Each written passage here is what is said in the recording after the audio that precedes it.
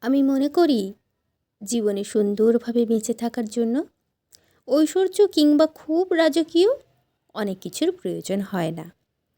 জীবনে ভালোভাবে বেঁচে থাকার জন্য প্রয়োজন সুন্দরভাবে বেঁচে থাকার স্বপ্ন এবং প্রবল ইচ্ছে।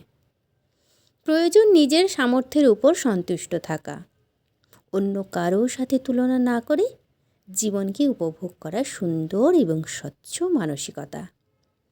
অল্প খেয়ে, অল্প পড়ে কিংবা আহামরি স্বপ্ন না দেখেও জীবন চলে। কম চাওয়া পাওয়া হলেও জীবন আটকে থাকে না, জীবন চলে যায়।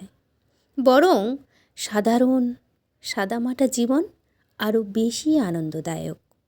যারা সীমিত চাহিদাতেই আনন্দ নিয়ে জীবনকে মানিয়ে নিতে পারে তাদের কাছে একটা ভালো চাকরি, অঢেল টাকা পয়সা, সম্পদের প্রাচুর্য কিংবা স্যাটেল লাইফ এগুলো সুখের মানদণ্ড নয়।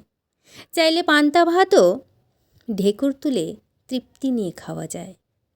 কোনো রকম একটা ঘরে প্রিয় মানুষগুলোকে সাথে নিয়ে একটা জীবন কাটিয়ে দেওয়া যায় অনায়াসেই। চাইলে অল্পতেও জীবনে আনন্দ নিয়ে বেঁচে থাকা যায়। তাই বলে জীবনে টাকা পয়সা, অর্থ সম্পদ এসবের প্রয়োজন নেই সেটা আমি বলছি না। তবে এসবের পেছনে হন্য হয়ে ছুটতে গিয়ে আমরা যেন জীবনের ছোট ছোট আনন্দগুলো হারিয়ে না ফেলি। একটা সুন্দর কেরিয়ারের পেছনে ছুটতে গিয়ে জীবনের সুন্দর মুহূর্তগুলো যেন বিষাদময় না হয়ে ওঠে। প্রাচুর্যের স্বপ্ন ছুঁয়ে দেখতে গিয়ে বৃষ্টি ছুঁয়ে দেখার আনন্দ যেন ম্লান না হয়ে যায়। স্বপ্ন পূরণের ব্যর্থতায় বদ্ধ ঘরে যেন ঝুলে না পড়ে কোনো রক্তিম কৃষ্ণচূড়া। প্রত্যাশার চাপে পিষে না মেরে কাঁধে হাত রেখে কেউ একজন বলুক, জীবন অল্পতেই সুন্দর। অবহেলায় ফোঁটা ঘাস ফুলের মতো জীবন সুন্দর। বেঁচে থাকার জন্য আহামরি কিছুই লাগে না।